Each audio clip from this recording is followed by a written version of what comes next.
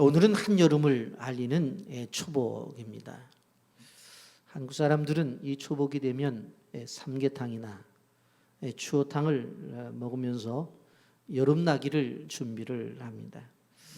이 여름날에 건강 잘 챙기시고 영적으로 더욱 성숙한 시간들이 되시기를 예수님의 이름으로 부탁합니다. 특히 7월 마지막 주가 되고 8월 첫 주가 되어지면 전 국민이 휴가를 맞이하게 됩니다. 휴가지를 선정을 하고 가족들과 상의를 하면서 어떻게 이번 휴가를 지낼 것인가 예약을 하고 또 준비를 하는 과정 자체가 휴가를 지내는 것보다도 더 행복한 시간이 될 수 있다고 하는 것을 우리는 경험합니다. 여러분, 지루한 장마도 있고 무더운 날씨도 통과를 해야 되는 것입니다만은 쉼의 시간이라고 하는 것, 이 휴가의 시간이 우리에게 주는 것은 참으로 행복하다고 하는 것을 보게 되어집니다. 그래서 올여름의 주제를 성장과 성숙 그리고 쉼이라고 정해서 올여름을 지내고 있습니다. 빛의 가족들은 정말 이 7, 8월을 잘 보내시고 의미 있는 시간들이 되시기를 바라는 것입니다. 요한복음을 강해한 지가 오래되었습니다. 그런데 지난 5월달은 가정의 달로 그리고 6월달은 호국 보훈의 달로 설교를 하다가 보니까 요한복음 설교가 중단이 되었었습니다. 또한 이 고난주간의 말씀과 그리고 부활주일과 사역자 주일의 말씀을 요한복음 뒷부분에 찾아서 제가 설교를 했기 때문에 사실 강해해 오던 요한복음이 끊어진 느낌이 들었습니다. 사실 오늘로서 요한복음 강해가 마쳐집니다만은 전체 요한복음 강해한 주일의 횟수를 보니까 46주일 설교를 했습니다. 그래서 오늘 이 요한복음 46차 강해가 마지막 강해라고 하는 사실을 여러분들 기억하시길 바랍니다. 공부를 하는 학생들이 첫 시간과 마지막 시간을 잘 들으면 그 공부를 전체를 이해하고 또 그 과목에 대해서 충실하다고 그런 생각을 하게 되어지는데 오늘 요한복음 강해의 마지막 시간을 잘 들으셔서 요한복음이 주시는 메시지를 여러분들이 잘 정리하시기를 바랍니다. 알다시피 신약 성경을 우리가 말씀을 들었는데 이제 다음에는 구약을 강해하고자 합니다. 지난번에 사사기 강해를 했기 때문에 그 뒤에 이어서 사무엘상을 하려고 하는데 왜냐하면 이 시대가 진정한 지도자가 필요한 시대라 생각이 되어서 실질적으로 사사시대가 끝나고 왕정시대로 가는 과정 속에서 이 사무엘서가 가지는 의미가 크기 때문에 우리가 이 사무엘서를 통해서 하나님이 이 시대에 주신 교훈과 우리에게 주시는 메시지를 듣기를 원하는 것입니다. 여러분, 요한복음 강해를 마치면서 오늘 말씀에 보면 예수님이 십자가를 지시기 위해서 기꺼이 잡히시는 그러한 모습이 본문에 기록이 되어져 있어요. 예수님은 십자가를 앞에 놓고 기꺼이 잡히시는데 십자가를 지시는 예수님 앞에 베드로는 부인을 하고 있습니다. 그래서 십자가를 지시기 위해서 자원하시는 예수님과 그 십자가를 지는 예수님을 바라보면서 예수님을 부인한 이제 이 베드로 그리고 그것을 주관하고 있는 제사장들을 바라보면서 오늘 설교의 제목을 당당하신 주님 그리고 악하고 약한 인간이라고 하는 주제를 가지고 말씀을 나누려고 합니다. 영상 보고 말씀 계속하겠습니다. 주님은 나를 위하여 십자가에 달리셨습니다. 최후의 피 한 방울까지 다 쏟으셨습니다. 주님 나 위하여 죽으셨거늘 내 어찌 죽음을 무서워하겠습니까? 다만 일사각오가 있을 뿐이올시다. 1940년 2월 첫 주일, 주기철은 5가지 나의 기도라는 제목으로 평양 산정현교회의 성도들에게 피를 토하며 설교했다.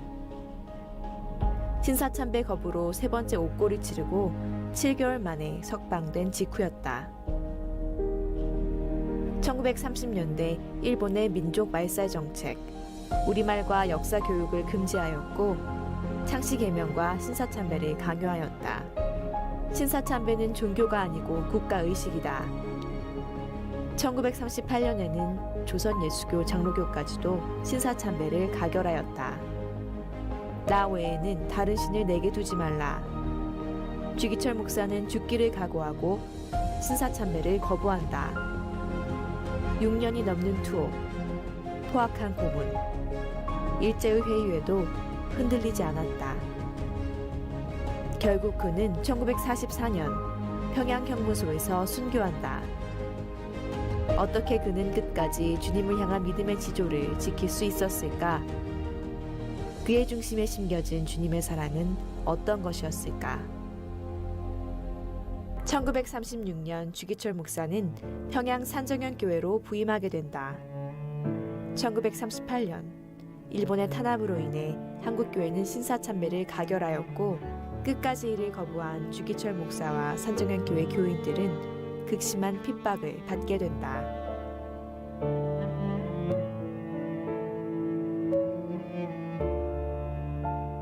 십자가에 고개턱이 제 아무리 어려워도 주님 가신 길이오니 내가 어찌 못 가오랴.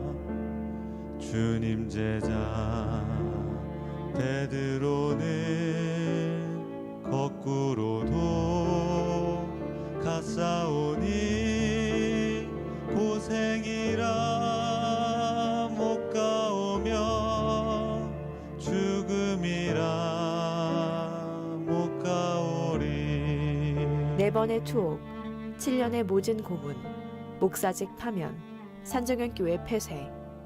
그러나 고난 속에서도 주기철 목사는 예수님을 열렬히 사랑하였기에 예수님이 가신 십자가의 길을 따라간다. 하나님은 즐거움의 근원이시다. 죄인이 하나님께 구원받는 이상의 기쁨은 없을 것이다. 아, 십자가를 지는 것은 금욕주의도 아니요 인도주의의 책임도 아니다. 감사와 즐거움 때문에 십자가를 지는 것이다.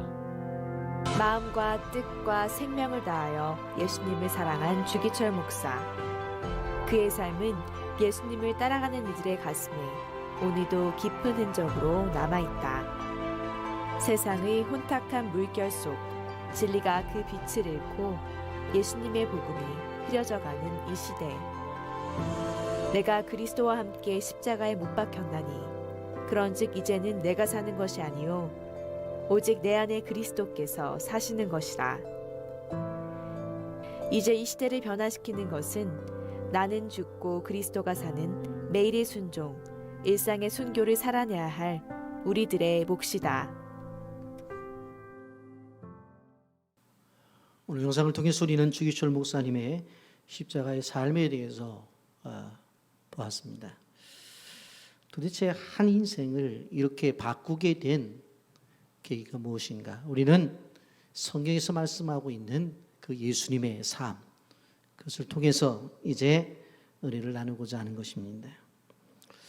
십자가를 생각할 때 제일 먼저 생각할 때 것은 십자가를 예수님이 자원하셨다라고 하는 겁니다.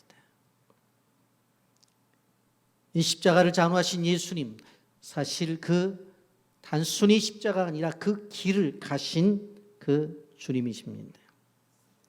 보면은 예수님이 체포 장면이 나와 있습니다.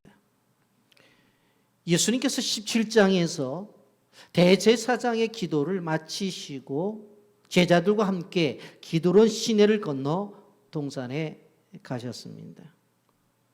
기드론 시내라고 하는 것은 예루살렘 북쪽에서 바론에서 예루살렘과 감난산 사이를 흐르다가 신동 골짜기에 이르러서는 깊은 계곡을 이루고 있는 그러한 계곡인데, 겨울에서 봄까지는 우기기 때문에 시냇물이 흐르지만 우기가 지나면 사실은 시냇물이 마르는 그런 하천입니다.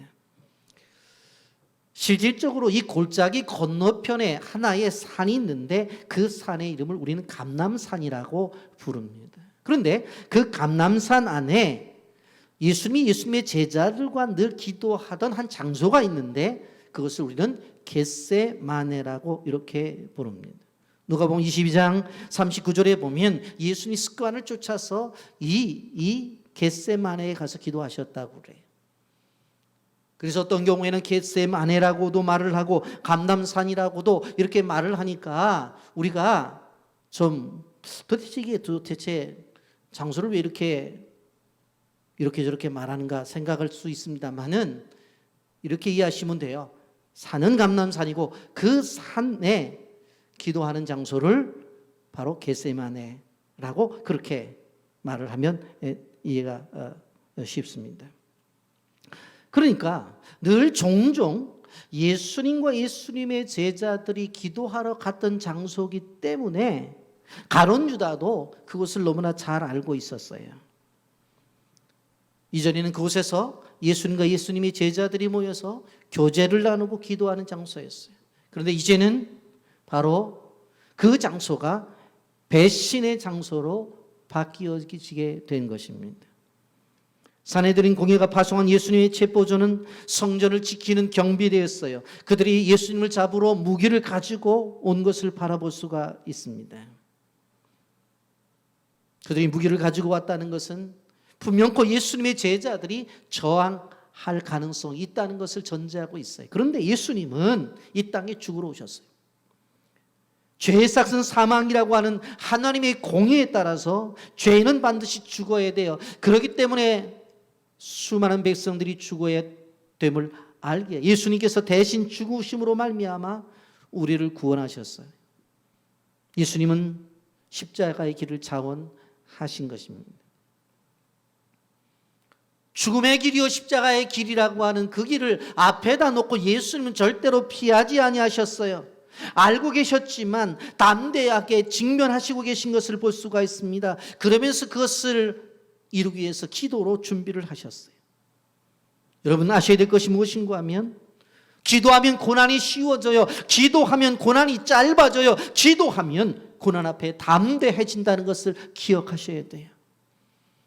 왜 고난 중에 있는 성도들에게 끊임없이 기도를 하라고 요구하고 예수님도 고난 앞에서 기도를 했나 하면 기도는 정말 우리에게 다가온 고난을 쉽게 넘어갈 수 있게 만들고 이 기도는 고난의 기간을 짧게 만들고 이 어떠한 고난이랄지라도 고난 앞에 담대하게 만드는 것이 기도예요. 여러분 우리 인생의 순간에도 이렇게 힘든 십자가의 순간이 우리에게 다가올 때가 많아요. 여러분 많은 사람들이 그것을 피하려고 생각해요. 도망가려고 생각해요. 그러나 오늘 성경을 보십시오. 예수님은 기도로 준비하시고 담대하게 그 십자가의 사건을 맞이하고 있는 것을 바라볼 수가 있습니다. 이렇게 기도하시고 나서 십자가의 사건을 담대하게 담당을 하셔요. 그런데 이 십자가의 사건을 담당할 때에 그러한 와중 속에서도 제자들을 아끼시는 주님의 모습을 볼 수가 있습니다. 오늘 4절부터 9절까지의 기록이 된 내용입니다. 여러분 예수님이 기도를 끝나고 계신데 그리고 이제 제자들과 함께 있는 상황 속에서 한 무리가 오는 거예요. 보니까 무기를 들고 오는 거예요. 예수님을 잡으러 왔던 거예요. 여러분 그 얼굴에 얼마나 살기가 등등했었겠어요. 보통 이런 경우에 사람들이 생각해보면 피하려고 생각했겠죠. 그리고 도망가려고 생각했겠죠. 그런데 예수님은 그렇지 않아요. 조금도 급히지 않아요. 그리고 그들 앞에 뭐라고 얘기를 합니까? 다가오고 있는 그들을 향해서 누구를 찾느냐고 물어요. 그때 그들이 뭐라고 말해요? 나사렛 예수를 찾는다고 말을 해요.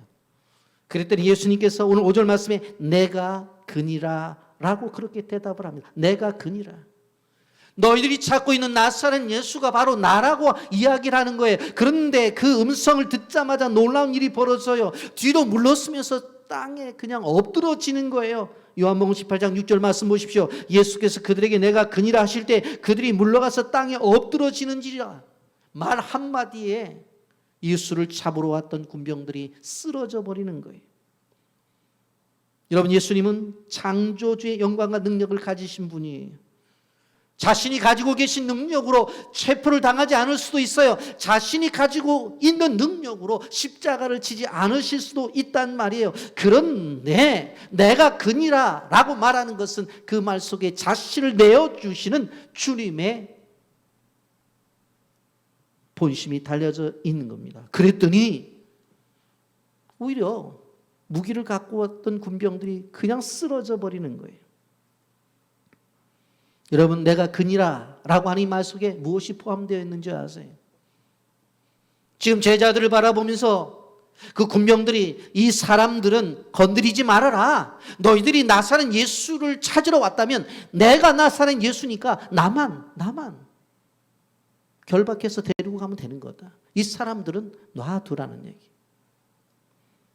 여러분, 세상의 원리는 상전을 위해서 부하들이 희생을 당합니다. 근데 예수님은 정반대의 길을 선택하신 것을 볼 수가 있어요. 지금까지 그래도 예수님을 따라왔던 제자들을 사랑했기 때문에 나를 잡으러 왔다면 이 제자들에 대해서는 손을 대지 말아라. 나만 잡아가면 되지 않느냐. 나만. 세상의 나라는 자기를 위해서 이웃과 그리고 더 나아가 아랫사람들을 이용해요. 십자가가 나타나면 뭐라고 말해요? 네 가지라고 말을 하는 거예요. 그리고 다른 사람을 죽이고 내가 살겠다는 것이 세상의 원리예요. 세상의 지도자는 자기는 책임을 회피하고 아랫사람들이 책임을 지고 문제를 해결해 주기를 원해요. 그런데 예수는 그렇지 않잖아요. 그 와중 속에서도 제자들을 생각하고 내가 그니라, 나 잡아가면 되잖아. 나 하나, 나보고 왔잖아. 여러분, 예수님은 선한 목자이기에 생명을 걸고서 양을 지키시는 분이셨습니다. 요한복음 10장 11절 12절 말씀에 보면 나는 선한 목자라 선한 목자는 양들을 위하여 목숨을 버리거니와 사꾼은 목자가 아니요 양도 제 양이 아니라 이리가 오는 것을 보면 양을 버리고 달아나나니 이리가 양을 물어가도 또 해치느니라 그랬어요. 예수님은 두 번이나 누구를 찾아왔냐고 물어봐요. 온 군사들이 예수를 찾으러 왔다고 했더니 대답을 해요. 그가 나다라.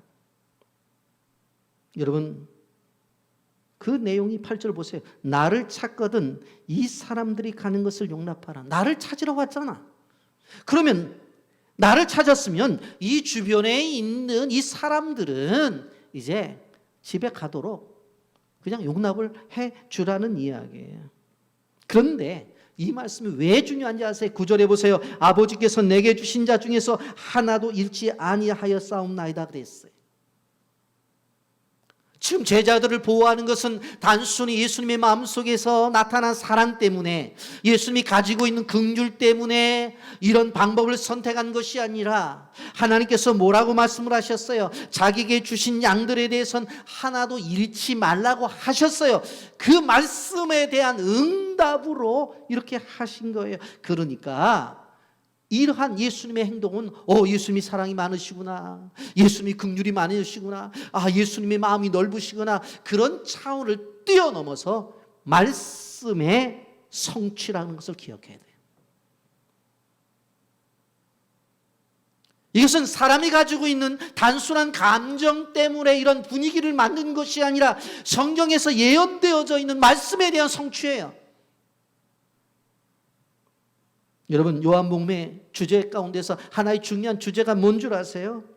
바로 보호하심이라고 하는, 그것이 요한복음이 가지고 있는 중요한 주제 가운데 하나예요.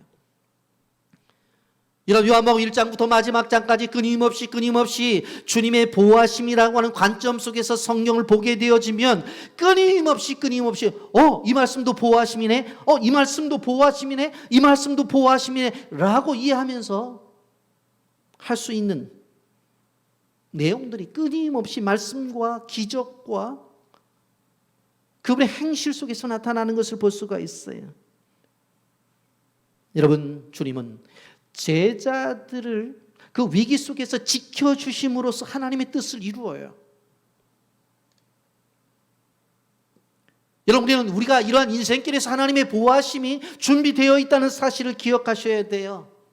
여러분, 지금 예수님의 제자들만 이런 경험을 한 것이 아니라 사도 바울의 고백을 보십시오. 디모데후서 4장 17절 말씀에 주께서 내 곁에 서서 나에게 힘을 주심은 나로 말미암아 선포된 말씀이 온전히 전파되어 모든 이방인들이 듣게 하려 하심이니 내가 사자 입에서 건짐을 받았느니라. 이렇게 말씀하고 있습니다. 사도 바울이 사역 속에서 무엇을 경험해요?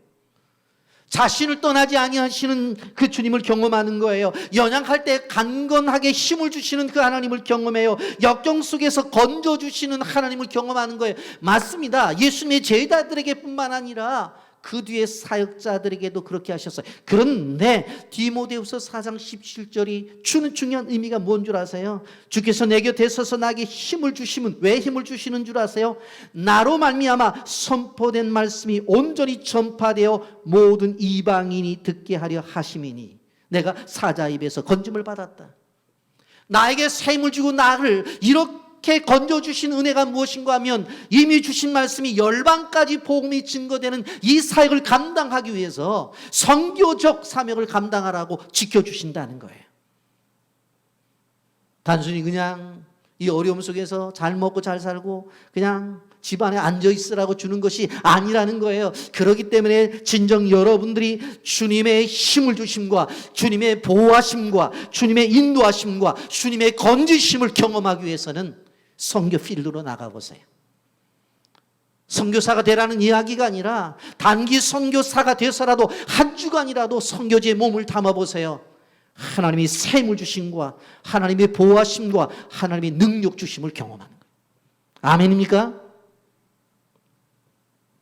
또 한 가지, 이곳에서 아버지의 뜻을 따르는 예수님을 발견할 수가 있어요. 베드로가 이러한 상황 속에서 칼을 빼가지고 탁 내려쳤는데 대제사장의 종 말고라고 하는 사람이 귀를 잘라요. 여러분, 야, 베드로가 실력이 좋다. 아니에요. 베드로가 물고기 잡는 데는 선수였습니다만은 실질적으로 칼잡이는 아니었어요. 그런데 그것도 목을 치지 않고 귀를 친 거는 하나님의 은혜라고 생각이 되어져요. 그런데 그 순간에 예수님이 어떻게 해요? 잘라진 귀를 갖다가 붙여서 치료를 해 주셨어요. 재빨리 치료를 해 주셨으니까 망정이지, 안 그랬어 봐요. 달라들어가지고 목이라도 쳤으면 어떠한 일이 벌어졌을 것 같아요. 이러한 상황 속에서 예수님이 뭐라고 말씀하셔요? 마태복음 26장 52절에 이렇게 말합니다. 예수께서 이르시되 내 칼을 도로 칼집에 꽂으라. 칼을 가진 자는 다 칼로 망하느니라. 우리가 객관적으로 보면 이 베드로가 얼마나 충성스러운 종이에요. 자기 선생님을 잡으러 왔다고 그러니까 칼을 빼가지고 칼로 내리쳤으니까 열정이 있죠. 혈기가 있잖아요. 힘이 있잖아요. 그런데 오늘 성경을 보면 그것은 오히려 하나님의 일을 그르친다는 내용이에요. 내 칼을 칼집에 꽂으라는 말씀 무슨 이야기인가 하면 칼은 칼집에 있어야 된다는 거예요. 그거 갖고 되는 게 아니에요. 칼이 있다 하더라도 그 칼을 갖고 주님의 뜻을 이룰 수 없다고 말하는 거예요. 오히려 그 칼을 가진 자는 칼로 망할 수 있다는 것을 말하고 있는 거예요. 그러면 도대체 무슨 뜻이냐? 하나님의 뜻을 이루려고 한다면 하나님의 마음을 가져야 된다. 주님의 뜻을 이루려고 한다면 주님의 마음을 가져야 된다는 거예요. 그 주님의 마음에 동참을 해야 된다는 거예요. 주님의 진정한 사역에 동참하기로 한다면 주님의 생각과 그분의 마음에 동참할 때만 가능한 거예요. 주님은 어떤 마음을 가지고 계셨어요? 십자가가 다가왔을 때에 순종을 통해서 하나님의 뜻을 이루기를 원했어요. 그러면 주님이 순종을 갖고 접근해야 되죠. 여러분 11절에서 예수님께서 아버지께서 주신 잔을 내가 마시지 아니하겠느냐 그렇게 말하잖아요. 아버지께서 내게 주신 잔이 있는데 그것을 내가 마셔야지 어떻게 안 마셔. 그러니까 칼 갖고 될 문제가 아니에요. 여러분, 예수님이 십자가의 길을 선택하신 것은 스스로 선택하신 거예요. 자기 목숨을 스스로 대속물로 내놓으신 거예요. 어쩔 수 없이 군사들이 많이 오니까 빼앗긴 게 아니라고요. 요한복음 10장 18절 말씀 보세요. 이를 내게서 빼앗는 자가 있는 것이 아니라 내가 스스로 버리노라. 나는 버릴 권세도 있고 다시 얻을 권세도 있으니 이 계명 내 아버지께서 받았노라 하시니라 그랬어요. 나는 내가 스스로 버린다고 그랬어요.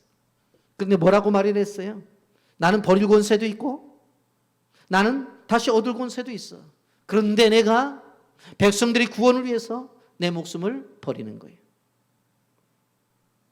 우리는 우리의 삶 속에서 내가 가지고 있는 것이 없어질 때에 빼앗겼다는 생각을 가질 때가 많아요. 아닙니다. 오히려 역상을 바꿔서 내가 버릴 권세가 있기 때문에 다 내어놓았다고 생각해 보세요.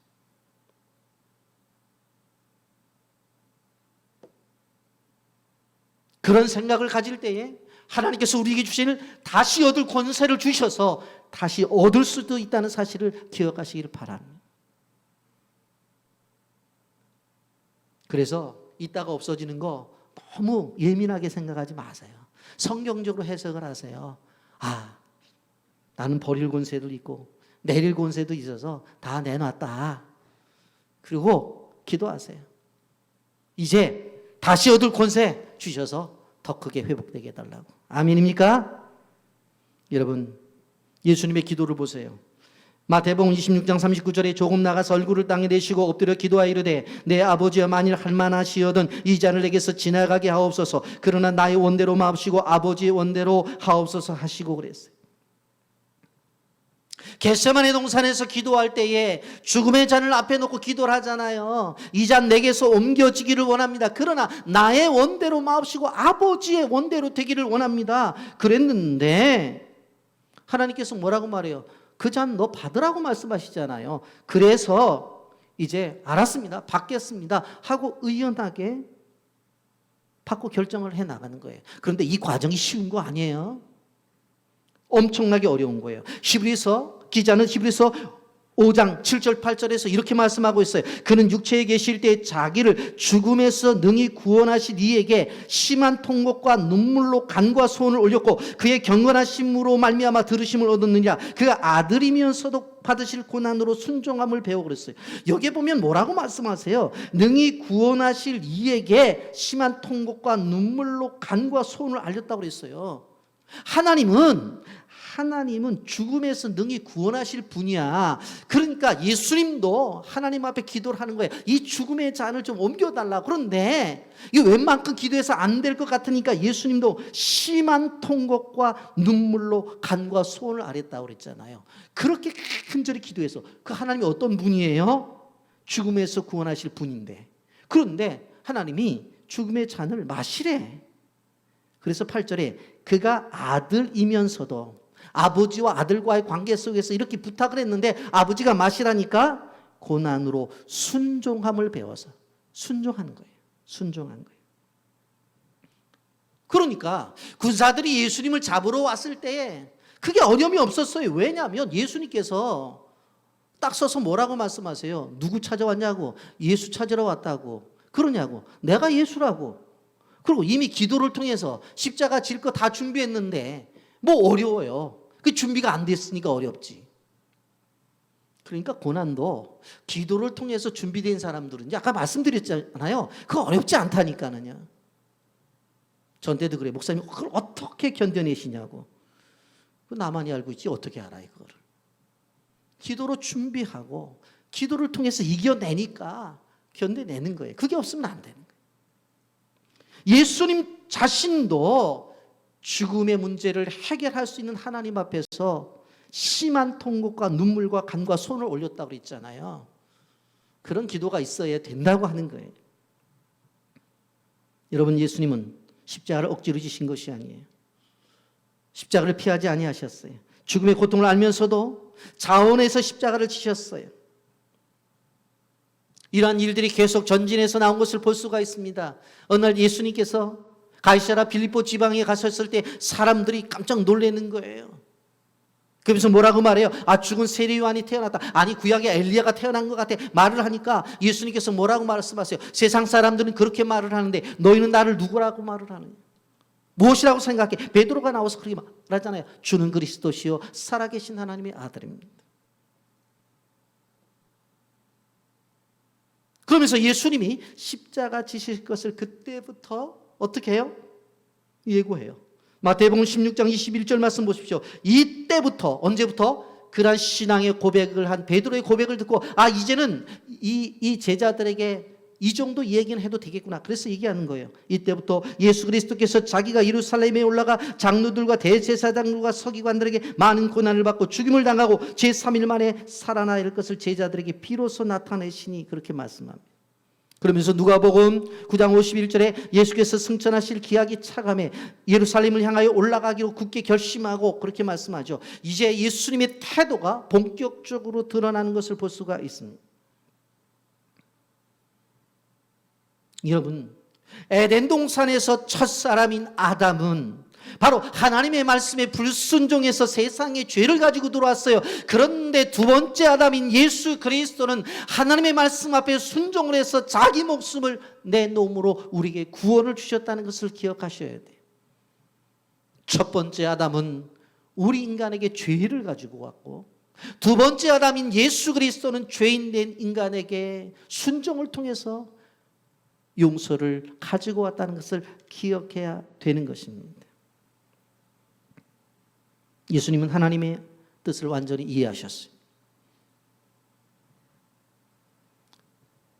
바로 예수님께서 아버지 앞에 순종하신 것은 우리를 향하신 사랑이었어요. 여러분, 예수님의 사랑은 입술만의 고백이 아니라 행동으로 보여준 참 사랑이었던 것을 볼 수가 있습니다. 단순하게 입으로만 말하는 립서비스가 아니라는 거예요. 자기 목숨을 십자가에 내달아 죽게 함으로 우리에게 구원을 준 행함이 분명히 있었다고 하는 것입니다. 예수님 우리의 죄를 위해서 죄인의 모습으로 결박당하여 끌려가셨어요. 그 사랑이 얼마나 깊은지 성경은 이렇게 말하고 있어요. 이사야 53장 5절에 그의 찔림은 우리의 허물 때문이요 그가 상함은 우리의 죄악 때문이라. 그가 징계를 받음으로 우리가 평화를 누리고 그가 채찍에 맞음으로 우리가 남을 받았도다. 이사야 53장 5절 말씀이 왜 중요한지 아세요? 그가 찔림은 그분의 잘못이 아니라 우리의 허물 때문이래요. 그가 상함은 우리의 죄악 때문이래요. 그분 자신 때문에 그런 것이 아니에요. 그러면 우리의 허물 때문에 우리의 죄악 때문에 이렇게 십자가의 고난을 당했다고 하면 그것까지만 해도 감사한데 그 십자가 속에 뭐가 있어요? 그가 채찍에 맞음으로 우리는 나음을 받았도다. 더 나가서 죄의 문제 해결을 뛰어넘는 완전한 치유, 완전한 해결까지 해결해 주셨다는 거예요. 예수님이 결박당하고 사로잡히고 끌려가고 죽게 됨을 통해서 우리는 사망에서 자유함을 얻었다는 사실을 기억하시기를 바랍니다. 예수님이 바친 그 목숨 때문에 우리는 구원을 받고 영생을 얻었다고 하는 것입니다. 그런데 우리는 이렇게 십자가의 죽으심의 과정 속에서 재판을 보게 되어지는데 성경은 이 재판에 대해서 아주 자세하게 기록하고 있는 것을 볼 수가 있습니다. 예수님이 체포된 이후에 재판을 받게 되어집니다. 당시에 최고의 법정은 산헤드린 공회였어요. 최고의 재판관은 대제사장이었던 것을 볼 수가 있습니다. 그런데 당시에 대제사장은 가야바였어요. 그런데 오늘 본문에 보게 되어지면 가야바에게 먼저 가지 않고 안나스에게 갔다고 말씀하고 있습니다. 13절입니다. 먼저 안나스에게로 끌고 가니 안나스는 그 해의 대제사장인 가야바의 장인이라. 당시에 공식적인 대제사장은 가야바였어요. 그런데 실세가 있었어요. 그게 안나스예요. 왜요? 가야바의 장인이었으니까.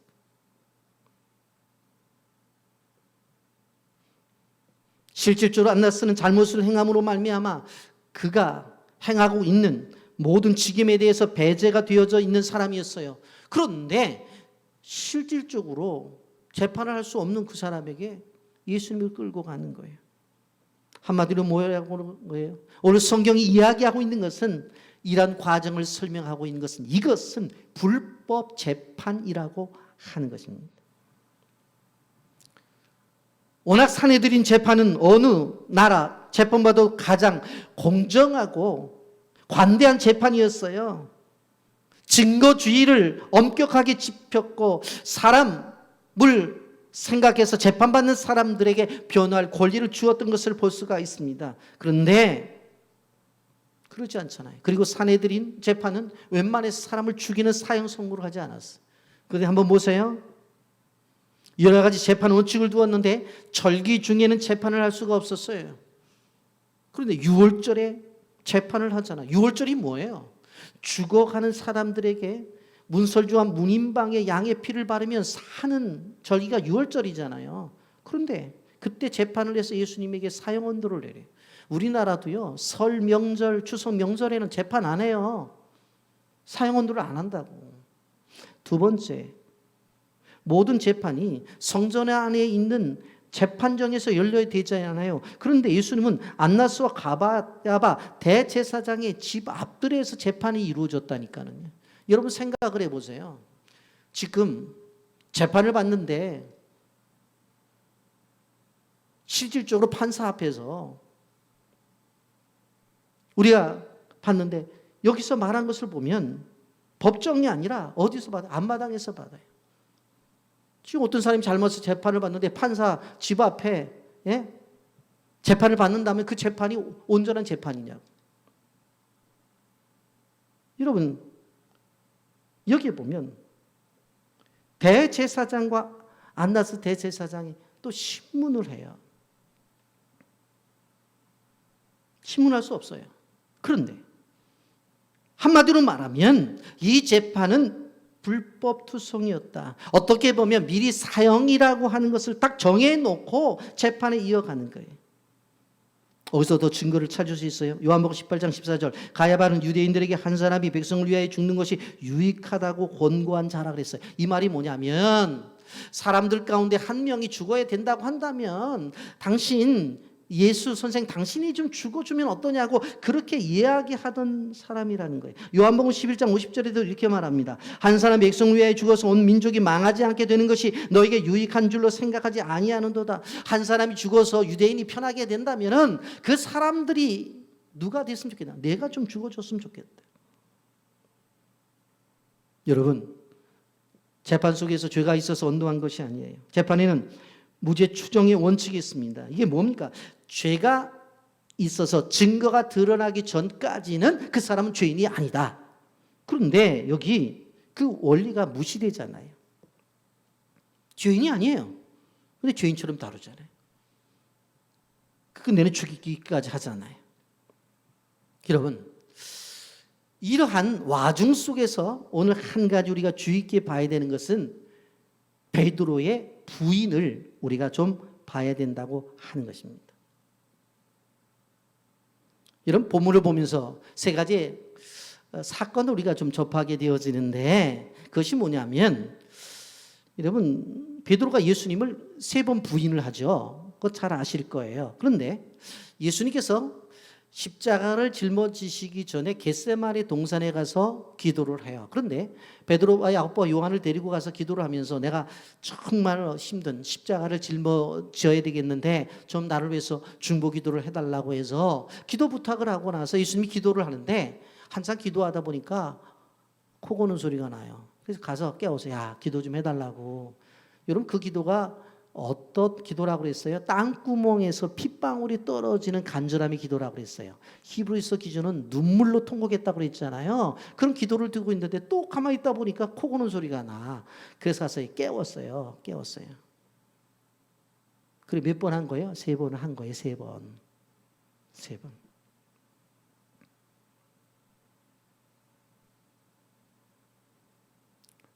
그리고 더 나가서 예수님을 체포하러 온 군인들, 그 군인들 앞에서 베드로는 제사장의 귀를 자르잖아요. 용기로운 행동이잖아요. 그런데 베드로가 3번씩이나 들 앞에서 부인을 하죠. 그런데 실질적으로 예수님은 3번씩이나 자기가 예수라고 그렇게 증언을 해요. 그러니까 예수님은 자기가 예수라고 증언을 하면서 나 잡아가라고 얘기를 하는데 그 앞에 있는 베드로는 3번씩이나 부인을 해요. 왜 이랬을까? 기도가 없었기 때문에 그래요. 여러분, 인생의 삶 속에서 기도가 없으면 우리의 믿음의 담대함이 사라져 버려요. 그래서 멀리 떨어져 있잖아요, 베드로가. 코로나 시대 속에서 지속적으로 방송을 통해서 우리에게 얘기되는 것이 뭐예요? 사회적 거리를 두라는 이야기예요. 가까워지면 코로나 걸린다. 그러니 거리를 두라. 그러나 우리는 기억해야 될 것이 무엇인가 하면 이럴 때일수록 영적 거리를 좁혀야 된다는 거예요. 이제 0시부터 교회 나오지도 못해요. 그럼 어떻게 해야 돼요? 야, 교회도 못 나가니까 성경책 덮어놓자. 그게 아니라 그럴수록 더 가까이 해야 되는 거예요. 여러분, 그 베드로의 상황을 보면서 요한복음 18장 17절에 보면 문 지키는 여종이 베드로에게 말하되 너도 이 사람의 제자 중 하나가 아니냐 하니 그가 말하되 나는 아니다. 나는 아니다. 베드로가 끊임없이 자기는 아니라고 이야기를 해요. 여러분 꼭 기억해야 될 것은 기도 없는 믿음은 위기 중에 드러나게 되어 있어요. 믿음을 있다니까는요. 그런데 그 믿음이 기도가 없을 때는 어떤 위기가 나타날 때는 그 위기 중에서 그 모습이 드러난다고 하는 것입니다. 여러분, 성경은 베드로의 이 사건을 다 기록하고 있어요. 왜 그랬을까? 베드로의 잘못이라고만 이야기하고 싶었어요? 아니에요. 우리도 똑같다라고 하는 그 이야기를 성경은 말씀해 주고 싶은 거예요. 평소에는 신앙이 좋은 것 같아도 결정적인 순간에는 베드로처럼 행동할 때가 있다고 하는 것입니다. 이것을 통해서 베드로의 연약함을 말씀하고 계신 거예요. 여러분, 대제사장의 불법 재판 속에서 왜 부인한 것을 3번씩이나 끼워놓고 반복적으로 이야기하느냐 하면은 인간은 그렇게 연약하다라고 하는 것입니다. 베드로가 어떤 사람입니까? 12제자 중에 수제자예요. 그러니 위기가 왔을 때에 그런데 예수님 모른다고 말해요. 예수님은 자신을 체포하러 온 사람들에게 3번씩이나 당당하게 자신이 예수라고 밝혀. 왜? 그 제자들을 보호하기 위해서. 가만히 생각해 보세요. 베드로는 자기 살기 위해서 예수님 모른다고 얘기하는데 예수님은 제자들을 살리기 위해서 나 잡아가라, 내가 예수다라고 말을 해요. 이 현장 속에서 예수님의 모습과 베드로의 모습을 한번 대비해서 생각해 보라고 하는 것입니다. 대조해 보시라는 거예요. 그런데 여기서 또 하나의 사람을 우리는 발견하게 되어집니다. 누굽니까? 죄 없는 예수를 잡아다가 예수님을 죽이는 대제사장 가야바와 안났습니다. 이 사람들은 악한 사람들이에요. 그러나 오늘 본문을 보면서 우리가 기억해야 될 것은 이 대제사장들의 악함과 베드로의 약함이 무슨 차이가 있느냐라고 하는 거예요. 여러분, 사실 베드로가 회개하고 돌아오지 않기까지는 이게 차이가 없어요. 우리는 남의 악함은 강하게 비난하면서 자신의 약함은 보호를 받으려고 생각을 해요. 그런 생각을 하지 말라고 하는 거예요. 그런데 이 베드로의 약함이 회복이 되어지는 것은 무엇입니까? 바로 하나님의 은혜입니다.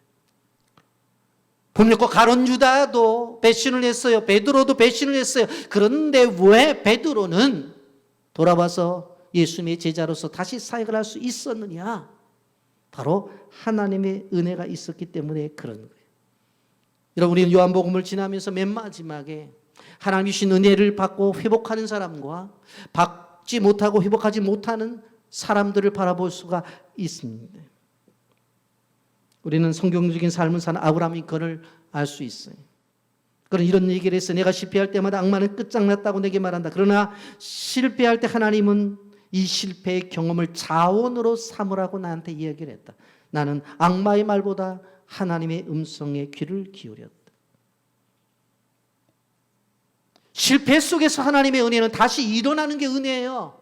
실패 속의 은혜는 그냥 넘어지는 게 은혜가 아니라 일어서는 게 하나님의 은혜예요. 여러분 1907년 왜 평양 대부흥 운동이 그 평양이라고 하는 한 곳에서만 일어난 것이 아니라 그 부흥 운동이 펼쳐나간 줄 아세요?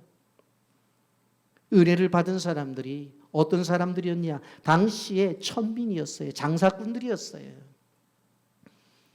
평양 대붕이 일어났을 때에 장대현 교회에서 실질적으로 부자들 잘 사는 사람들, 요즘 말로 말하면 양반들만 은혜를 받았다고 한다면 은혜를 받았죠. 그러면 안방에 들어가서 찬송 부르고 기도하면서 정말로 은혜 생활했을 거예요. 양반이니까. 그런데 천민들은, 장사하는 사람들은 어떻게 해요? 은혜 받은 것을 가지고 이 곡을 저 곡을로 어떻게 해요? 장사하러 다녀야 되잖아요. 그러니까 이 고을에 가서도 내가 받은 은혜 말하고 저 고을에 가서도 은혜 받은 것을 이야기하니까 실질적으로 이 복음의 확장성이 일어난 거예요. 그래서 평양 이 대부흥운동이 순식간에 펼쳐지게 된 것은 복음이 누구에게 임했느냐. 여러분 그래서 여러분들 다 사장님 되시고 회장님 되세요. 제가 부탁을 드려요. 근데 사장실에 앉아서 회장실에 앉아서 가만히 있는 것보다 보다 많은 집들을 방문을 하고 보다 많은 사람들을 만날 수 있는 사람이 하나님께서 복음의 전도자로서 귀하게 쓰는 사람이에요. 아멘입니까? 그래도 싫죠? 앉아있고 싶지. 여러분 우리는 기억해야 돼요. 링컨은 5번이나 선교에서 패배하고 떨어졌고 헨리 포드는 파산을 했고 갈매기 꿈을 이룬 책을 쓴 리차드 바쿠는 18번이나 출판사에 가서 책을 출판하길 요구했지만 거절당했어요. 홈런왕 베이스 루스는 714개의 홈런을 쳤지만 1000번 이상의 스트라이크 아웃을 당했어요. 그러나 이 사람들의 공통점은 주저앉지 않고 일어섰다고 하는 것입니다.